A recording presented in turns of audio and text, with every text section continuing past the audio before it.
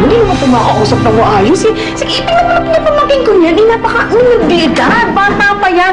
Alam mo, napikon lang niya. Kaya pinatulan niya yung si Maylin Puentebelling yun. Anak, wala naman talagang balak yan na awayin yung babaeng yun, patang yun. Baka mo naman na yung pamangkin ko. Wala siyang ala. Okay. Sige. Sige na. Okay, sige ah.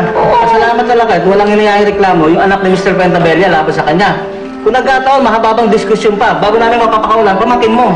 Tama! Sabay kita na ko, Okay, hindi na yan. Basta, kausapin mo lang ng pamakin mo na huwag nang lalapit sa mga Puentebello para makaiwasan sa gulo. Tama! Ako bahala ka! Kausapin ko yan, sir! Okay, sige. Thank you!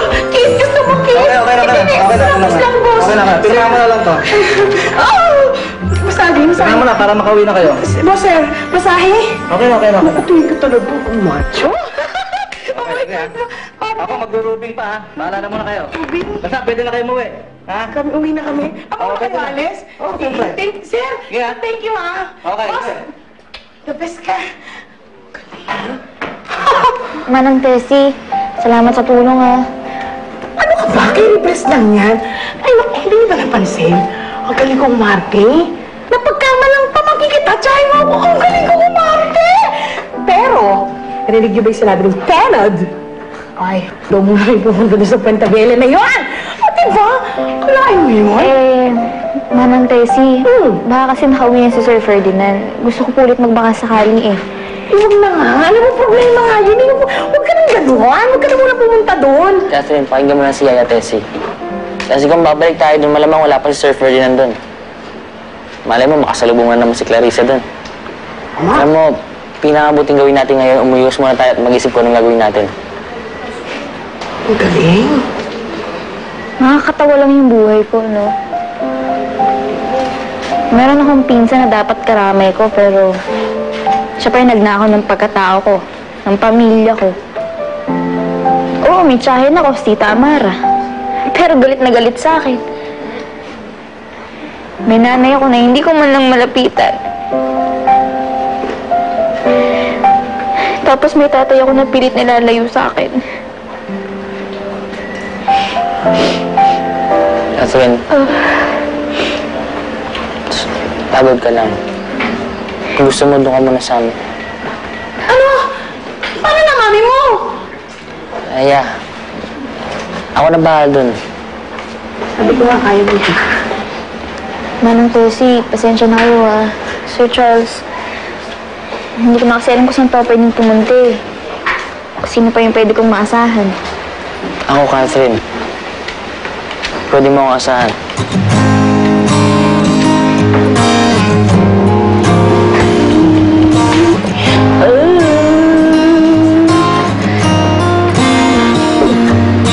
Lola? Wala? Hindi ka pwede mo po dyan. Bakit? Ano, bakit? Ay, ito nga pala. Pwede naman!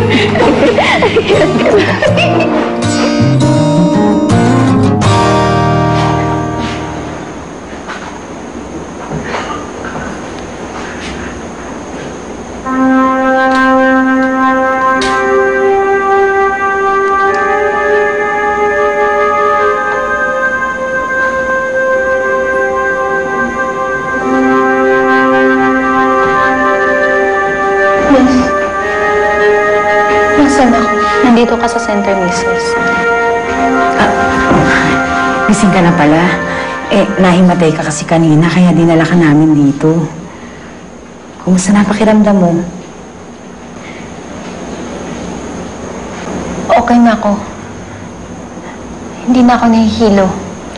Mataas ang BP mo. Saglit, kukuha ako ng gamot. Ay, Miss, wag! Ayoko ng gamot. Mas lalo ako magkakasakit pag binigyan mo ako ng gamot. Sige, iwan muna kita. Sasabihan ko ang doktor, nagising ka na. Bilis ka usap. Miss, okay ka lang ba? Ano ba talagang nangyari sa'yo? Anong pangalan mo? Saan ka nakatira? Alam mo, miss, hindi kita matutulungan kung hindi ka magsasalita. Paano ngayon kung hinahanap ka na sa inyo? O hinahanap ka ng asawa mo? Gusto mo tawagan ko? Ano nga number niya? Sige, tulungan kita dyan. Ano number niya? Yung anak ko. Kailangan ko makausap yung anak ko. Miss, makapagsalita ka naman, parang wala kang bukas. Ano ba talagang nangyari sa'yo? Sa anak mo? Sa asawa mo? Siguro binubugbugan ang asawa mo, no? Hayop ka. May plano ka palang ahasan sa akin si Ferdinand. Gawin na. Ayoko sa asawa ko. Yung anak ko lang. Kailangan ko makausap talaga yung anak ko.